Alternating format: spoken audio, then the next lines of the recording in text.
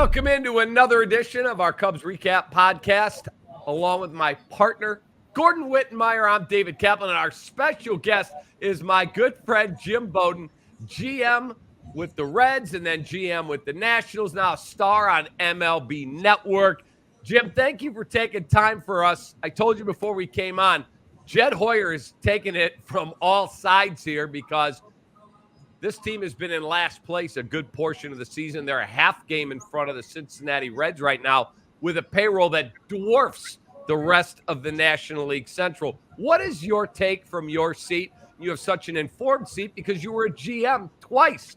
Your thoughts on what you're seeing from the Cubs? Yeah, I mean, look, I think that Jed deserves to take the heat. I've been in that job for 16 years, and I experienced the same kind of years that he's having this year. And you know, when you fail, you have to take the heat. You know, that's all part of the business. I think when you made the managerial change and you took David Ross out and you put Craig Counsell in and you kept the same team and these are the results, then whose fault is it? I mean, I think it's pretty clear. And I think what's disturbing about this team from my perspective is you're 3.5 games out of the playoffs. And I don't care how many teams you have to jump. It's 3.5 games. And you're throwing the towel in, and you're letting all the players in the city know you're throwing the towel in 3.5 games out. And the reason I have a problem with that is because your pitching is really good. Your starters right now rank 3rd in the National League in ERA. But you can't score runs. You have a terrible offense, and you've done nothing about it. And I don't want to throw the towel in 3.5 games out. Look, I know it's not a good team, but we learned. David, Gordon, we learned last postseason. If you win 100 games, you're one of the best teams in baseball. We're going to make you sit 5 days. We're going to put you in a position to get eliminated in round 1, and we're going to have 2 wild card teams in the World Series. That's what we did last year. So if that's what we're going to do, and that's our formula, I just want to get in. And if I can get in, and I can put Shota Imanaga on the mound, and I can put Javier Asada on the mound, and I can put Javier Assad, Jameson Tyone, Justin Steele. Yep. I might run the table, so I'm not quitting. And what are you going to – you don't need to sell anyway. I admit, don't trade your prospects to buy, but go get little pieces. Go get Brent Rooker if you need to. You know, go get offense that's going to at least go get Elias Diaz from the Colorado. Go do some small moves, score some runs, and see if you can't, in this mediocre season in the National League, take advantage of it. All right. Well, I got a question, Jim. Everybody in baseball, at least most of these teams in that middle muck of the National League are looking for hitters. This is a strange market in the sense that as much as teams are looking for pitching, it's not as sort of lopsided among the buyers as it's been in the past. People want hitters. You know the Reds well. The Reds fit a lot of the description that you just applied to the Cubs. They could go in and beat some teams with some of the starting pitching they have up front if they could get in, but they can't score runs either on some of their better days. So who do you get? You want to go in and get aggressive. Who are you going to get in a seller's market for hitters? Boy, look, you're not going to. You probably don't get the superstar Lewis Robert, but anything that's an upgrade helps you win. So if that upgrade is Lane Thomas, if it's Mark Canha, if it's Josh Bell, if it's Brent Rooker, if it's Taylor Ward, you need to go get what you can get. I mean, that's to me the whole point. We have enough teams that have offense. And I'm not, look, I learned a long time ago from Bob Quinn, who was the GM of the Reds when we won the World Series in 1990. And we were working on some trades, and I was always brought up, let's go big or go home, right? And he kept looking at me and saying, you can try to improve your team by a yard, but sometimes an inch or a centimeter will make the difference. So that September, we traded for Billy Doran and Glenn Braggs and won a world championship. Now, Doran and Glenn Braggs weren't difference-making guys. Glenn Bragg was a platoon guy. But the point that he was making, and I experienced in my whole career, is that improve a little bit. It makes a difference because if you're the Cubs and you're scoring 3 runs a game, if you score 4 runs a game, you make the playoffs. So how can I score one more? Right. So how can I score one more run? And in theory, you need maybe 2 or 3 different bats that can give you 2 WAR each. And all of a sudden, that 6-win differential, boom, I get to pop champagne because I'm in a playoff game. So I think you have to lower the sights, but really look at your team and go, boy, this lineup is really bad. How can I make it better? I want to point to Kansas City for this conversation for a minute, right? Because Kansas City only really has 3 batters in the entire lineup. So how in the world are they winning? They have good starting pitching, but I'll take the Cubs starting pitching over Kansas City. But they win because they don't strike out, right? They're 29th out of the 30 teams in strikeouts. They move the chains. The ball is put in play. You get a guy at second, they get the ground ball to get him to third. They get the little pop up to right. They get a run, and they beat you 3-2 or 4-3. That's what the Cubs have. You have a chance. You know how hard it is to get starting pitching? I think it's a shame that the Cubs, the Reds, and the Mariners have the pitching to run the table in a short series and aren't doing enough to get the offense. Go get Jazz Chisholm. I mean, I talk to Peter Bendix, the GM of the Marlins, all the time. He can't wait to trade him. He's waiting for it. He'll give you Jake Berger. You can get Josh Bell. You can go get his guys. And you don't have to give up your top prospects. You have to give up some mid-level, solid prospects, quantity. But, I mean, come on, make an effort. So, Jim, let me ask you this question because I said this on the radio this morning, that if I was Tom Ricketts, and let's assume they don't make the playoffs, Jed's got 1 year left on his deal. There are people in town saying, you got to cut ties now and go get somebody else. But let's assume that Tom hasn't made that decision, and he calls Jed in and says, okay, I want you to tell me how this gets any better next year. You spent $227 million, albeit some guys aren't even on the roster anymore.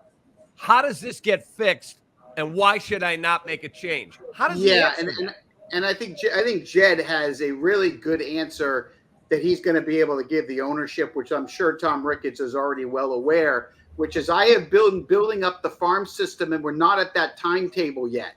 They're not here yet, but now they're knocking on the door.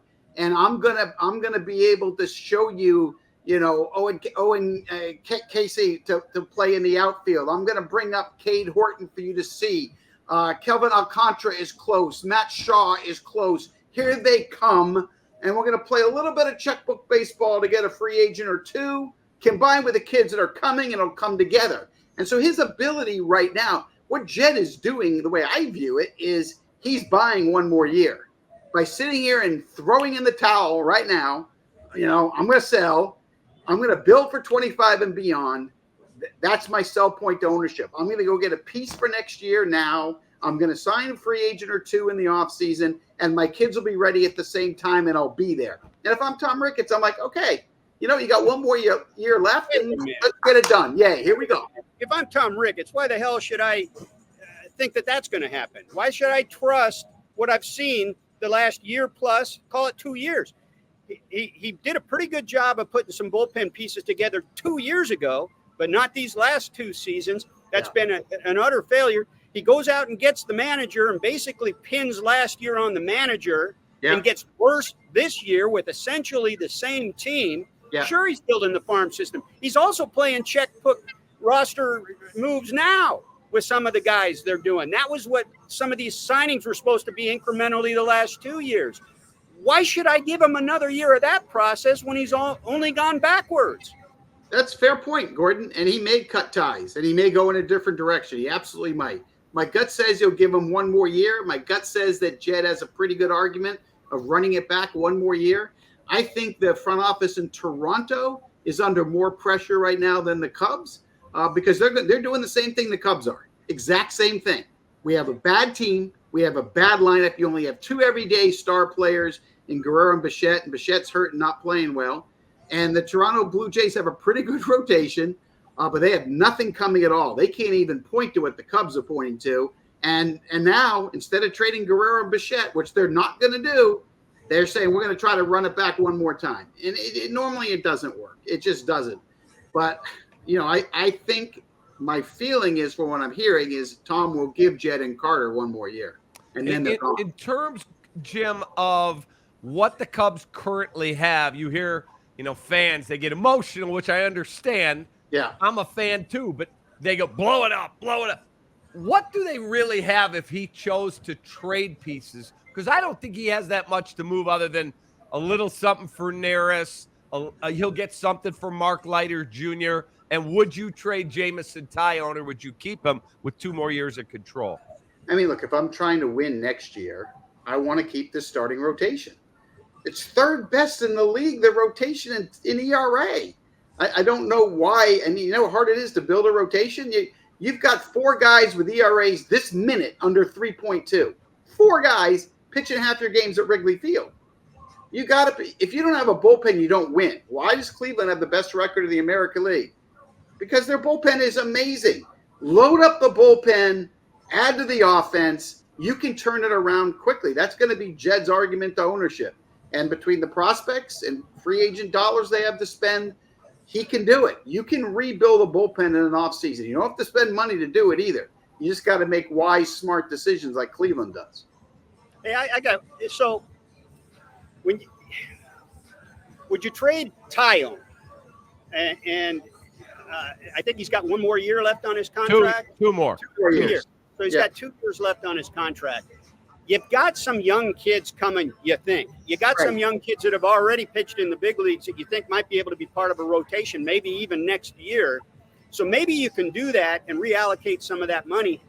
So that's question number 1. But question number 2 regarding this rotation, and this is a big one. Would you see what you could get for Kyle Hendricks, who obviously started horribly this year? He's had some rough ones in the last couple of months, but really since the end of May is kind of stabilized. Yeah, I mean, first of all, it depends what I get back, right? I'll trade anybody for the right return. Right. So, what am I getting for Jamison Tyone? Am I getting an everyday young bat that I can plug into my lineup for the next several years? I'm going to consider it. Am I getting 2 relievers back that's going to be able to take care of the back end of the bullpen? And then I can replace Tyone with Cade Horton. I mean, those kind of things, sure, I want to consider that. But I don't want to trade Tyone to trade him. I like what I've seen. I think he can repeat what he's doing the next couple of years. Kyle Hendricks, it's time to go. I mean, I like him. He's tricked him. I like him. I like that. I always have. He's a competitor. I like it. You can move on from him. It's Assad, Imanaga, Tyone, Steele, Ben Brown, Horton. I mean, that's the group that you're going forward with. But you got to listen on everybody based on where they are. And I think the other thing we haven't really talked about is this lineup. I mean, how many of these guys in the lineup do you think will be on the All-Star team next year? Maybe 1. Maybe. Who's the one? Maybe. If he didn't get hurt, I still believe in Seiya Suzuki. He had a great second half last year, great start to this year, and then had an oblique injury. I mean, Horner could go crazy for a first half. Okay. Dansby Swanson has done it before.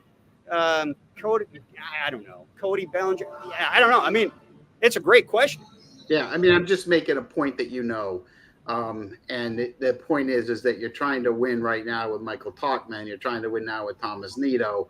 I mean, it's just this lineup is not a competitive lineup that's going to put you in a conversation with the playoff team. So there's work to be done on this team to win. There's no question about it.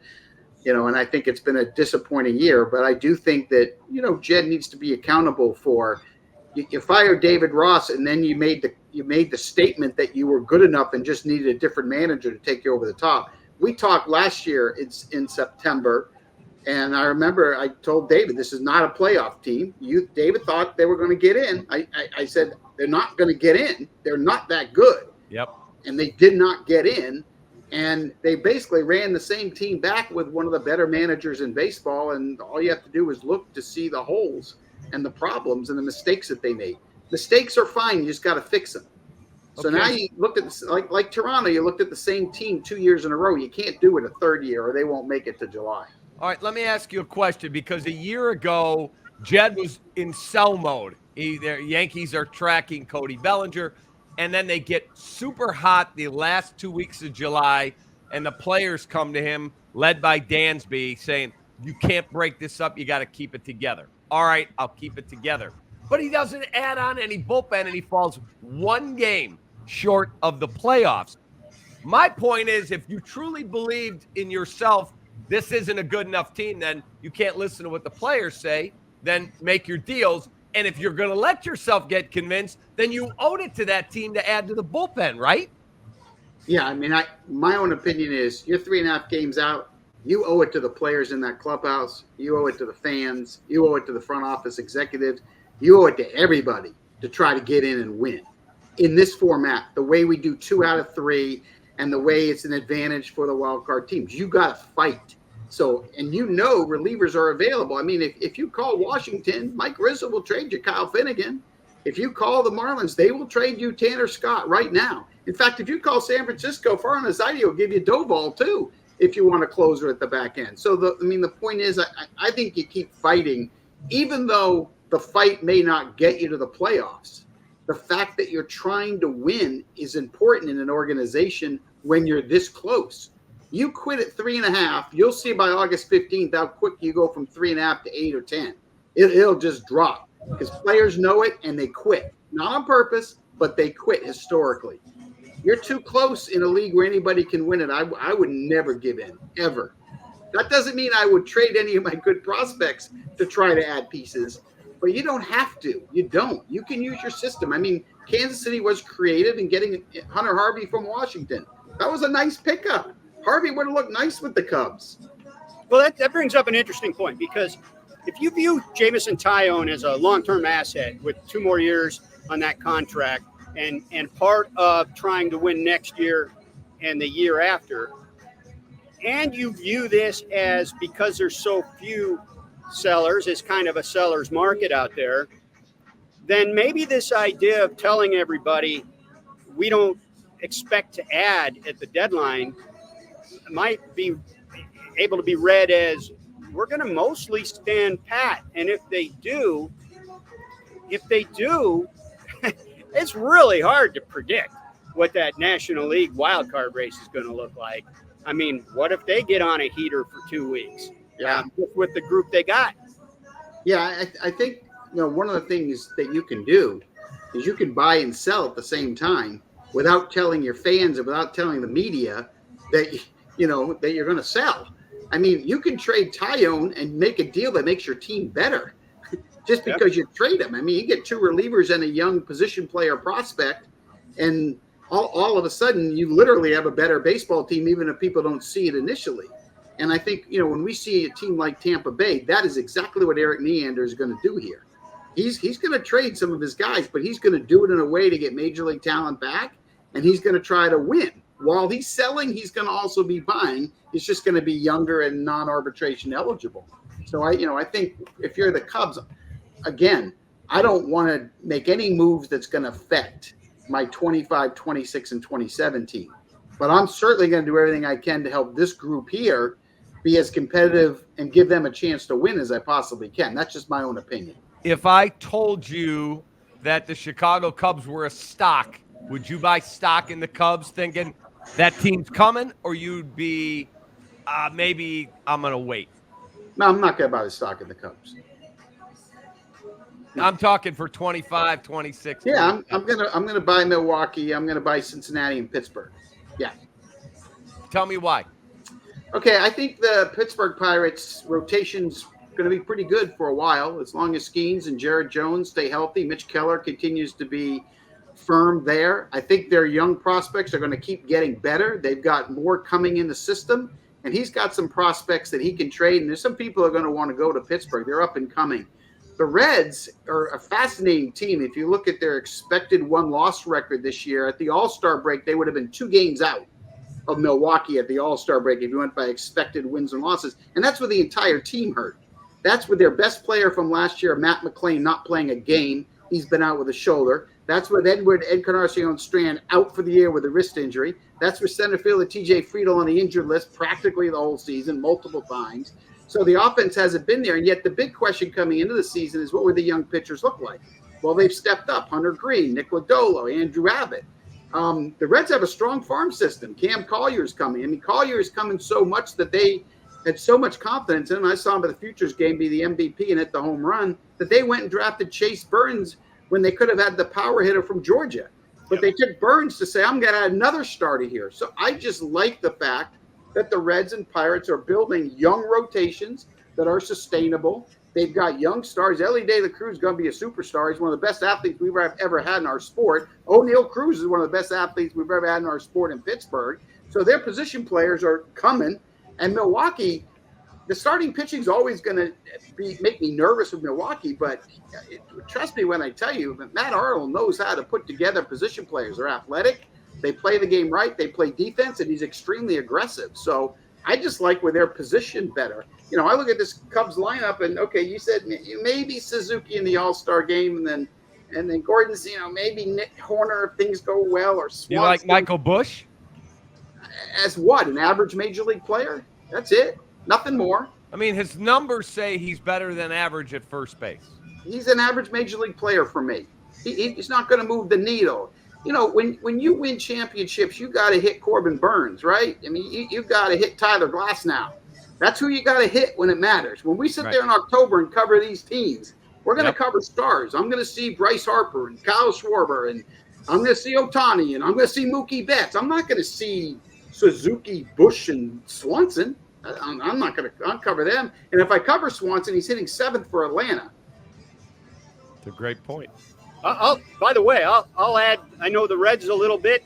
I'll add one more reason to buy stock in the Reds, even compared to the Pirates. Not only can Burns come quick, the way he profiles, but the way they handled the offseason last year with all these 1- and 2-year contracts with opt-outs of $16 and $14 million pitchers, they could either trade those guys at the deadline or watch them walk and have that same financial flexibility going into next year. And other than those guys, their payroll is very low. And they have shown a willingness to spend closer to the average major league payroll than the Pirates have. So they've got all kinds of flexibility supposedly going into next year and even maybe the year after before some of these star caliber guys hit arbitration. Yeah, amen. And remember, we're not seeing Noelvi Marte right because he had the 80-game suspension. That guy is going to hit with power. He's a really good player, and he hasn't done anything either yet. So, yeah, I agree with your point completely. Jim, in terms of looking at Jed Hoyer, Carter Hawkins, and Tom Ricketts, after listening to you and I said, would you buy stock? And you said, no, I'd buy in those other teams. Then if I'm Tom, I'm not sure I'm keeping my front office together.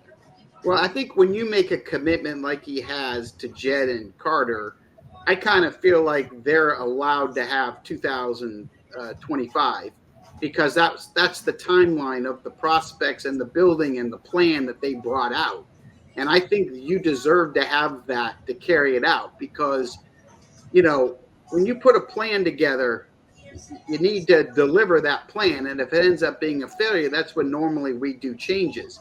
But if you do the change and the next year, everything comes together for them and the kids that they think are so good come and hit, then I think that's kind of unfair. So I personally do think that he deserves one more run. I just don't know how it's going to end. Hey, Jim, I've got a sort of a philosophical or a general question for you. We've been talking a lot about the job that Jed's done and how maybe he should be held accountable and whether he's going to be held accountable and all that. We also know that this job that you used to have for multiple franchises has changed a lot. It's a sort of a manage up, almost partial business side job now where you're more in lockstep with ownership than maybe even the manager. And I think that tends to buy some job security that didn't exist a generation ago. And I'm wondering, when you look at this and this landscape of today's game, the way that the baseball operations bosses are sort of situated, I'll say, in the game. How long would Jed's plan have kept him in his job back in your day? What kind of accountability would there have been compared to what we see now?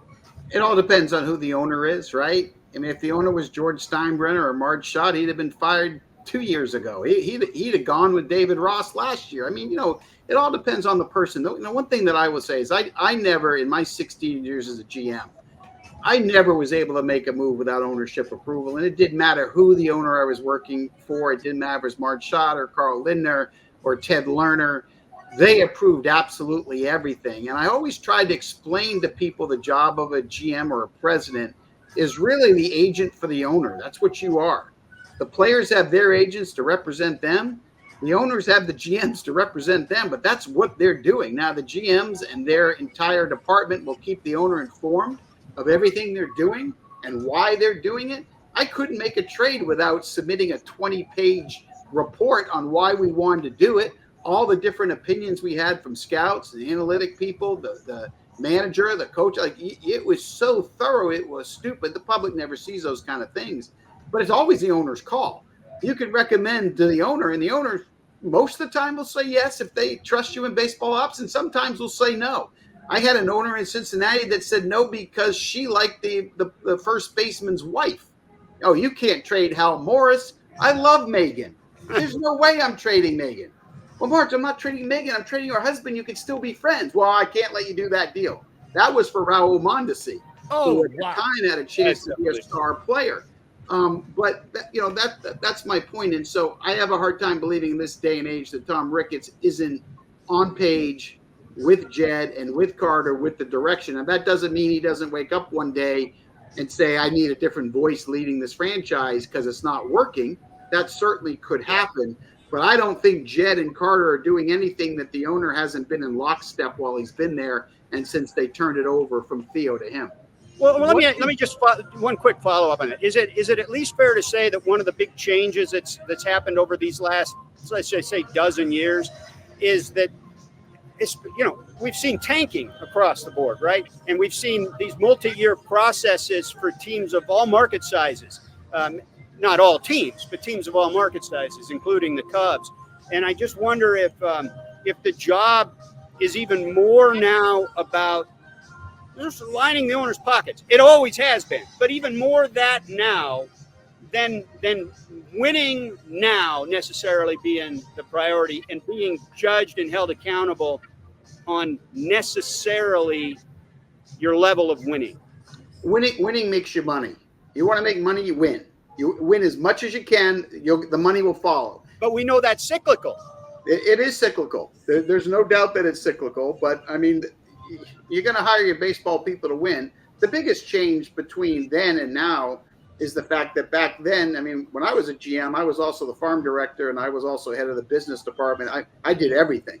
Nowadays, you have lots of layers, lots of executives, and you're listening to an entire analytic department, amateur scouting, professional scouting, the medical department, the legal department. You've got so many departments, everybody with input. You've got a lot of people that are failing. Back in the old days, you'd get rid of the GMs and the managers quickly because they literally were doing everything. If something goes wrong, it's them. Nowadays, there's lots of layers, right? And the power is different than it used to be. And so that kind of plays into why you're going to see some executive hang on to their job longer than normal, because an owner is going to be sitting there going, well, the analytic department said this, the scouting department said this, the GM recommended this. How can the GM be wrong with all this data and information that we believe in, all this science, all these facts, all these human opinions? And they understand. And then if something goes wrong, there's a better understanding by ownership today on the human element that you can't control. The Cubs have blown 18 saves. Yeah. If they save 8 of those, they're right in the race, not only for the wild card they're in the race to win the division. I wanted them to sign Josh Hader. Yeah. They elected to come back with Alzolay, who I don't think has the makeup to be a closer. What was your take on them not bringing in a closer? I mean, Cap, you got to have a bullpen. You're not going to win. Back in the day, Kevin Towers in San Diego and me in Cincinnati, we were competitive with small payrolls because we would beat you in innings 6, 7, and 8. We couldn't beat you 1-5 because you could afford the starter. We couldn't. You could beat us in the 9th because you could afford the closer. We couldn't. But we outsmarted you in innings 6, 7, and 8, and we beat you, and we stayed competitive because we cared about those 3 innings more than you did. Nowadays, almost every club cares about innings 1 to 11. Like, we need bullpens that are deep. You cannot compete and make the postseason if you haven't spent so much time, energy on building a bullpen that can hold leads. You will not win. You will not win. You're not going to see a playoff team legitimately with a bad bullpen this year. You're not going to. No, I got to tell you a quick aside. Kevin Towers, rest in peace. He was a great dude. Yes. I go to the winter meetings the year A-Rod signed with the Rangers. I'm sitting with Tom Keegan, a noted baseball writer, good friend of mine. We're having a beer. It's 11 at night, and this guy walks up. I don't know. I know the name Kevin Towers. Don't know that's him. This guy walks up. Hey, Tom, how you doing? Hey, meet my friend Cap. We start talking. He goes, where are you from? I said, Chicago. He goes, you covered Cubs or White Sox? I said, Cubs. He goes, oh, what 34-year-old are you guys going to overpay for this year on the downward side of his career? I say to him, and what team are you with? He said, San Diego. I said, I'd love to meet that dumb GM. Tony Gwynn gets fatter, and he keeps giving him more money. And he goes, I'm Kevin Towers, general manager of the San Diego Padres. We stayed friendly till the day that guy died. He was awesome. Yeah, no doubt he was awesome, and he loved the scout. He was the best. Yeah, he was, no doubt. I got to ask you about analytics, because Joe Madden came out last week, did a podcast. We played a lot of it, where he said analytics, he's like, they have a role. I'm not telling you they don't have a role, but this over-reliance on analytics and launch angle, and George Brett said they're teaching hitting wrong. It's all destroying the game. What do you say? I mean, it's not destroying the game. It's added an element of taking away human mistake and judgment, right? So one of the things that we were trained to do is we were able to, like someone like myself got paid a lot of money because I could judge first step quickness, angles, routes, range, bat speed, the swing path. I could see things that most people couldn't see. And when I talk about me, I'm talking about the scouting industry or major league evaluators in general. That separated us. And then after you do it for 20 years, you figure out how to do it, right? When you've done it for 20 years, you're really good at it. Well, if you're not trained to do it, you can't do it, right? You just can't. Nowadays, we have actual science that instead of my eyeballs telling you that guy's first step quickness and his angle is better than these three, and instead of me telling you that speed is better than his bat speed, we have science to absolutely measure it and prove it. You don't need me anymore. Science can bang that out. Now, you need me for human element. You need me to judge if a guy's going to hit or not, but it's not the same. And analytics really helps that way. Analytics has really helped pitchers in particular. I was talking to Christian Yelich about this at the All-Star game. It's really helped them to understand what works for them, where it works, how to use it, and how to use it against hitters. And so, a lot of these analytics and technology have helped the pitchers more than the hitters, especially if they can execute. And so there's a lot of analytics that has really helped the game. Now, I will argue that we have the lowest batting average, 248 right now in the industry since 1968. So lowest batting average. I will tell you that a lot of it is because, we're trying to have more uppercut or launch angle, as you call it. We have created situations where pitchers know the holes better and they'll throw more secondary pitches than fastballs because they don't care if they blow out anymore. We just got to pay the money for the orthopedic doctors. And we've created a situation where, not everybody, but there's a lot of hitters that don't have the nice level Fred Lynn, George Brett, Will Clark type of swings that we grew up watching. And so we got guys that are going to hit less, slug more. That's what we're going to get. So has it helped? Yes, there's no doubt that it's helped a lot. Has it been overused by some teams? Absolutely, it has been. And teams have to figure out how to back off from that. But the bottom line is it's supposed to help. I mean, when you're sitting there and you're the Cubs and you're 19th in runs scored, 23rd in home runs, 24th in slug, you got a problem. Fix it. That's a wrap for this edition of the Cubs Recap Podcast, a presentation of our Recap YouTube channel and available audio only everywhere you get your favorite podcasts. For Gordon Wittenmeyer and our guest, former Major League General Manager Jim Bowden, I'm David Kaplan. Have a great rest of your day. Take that.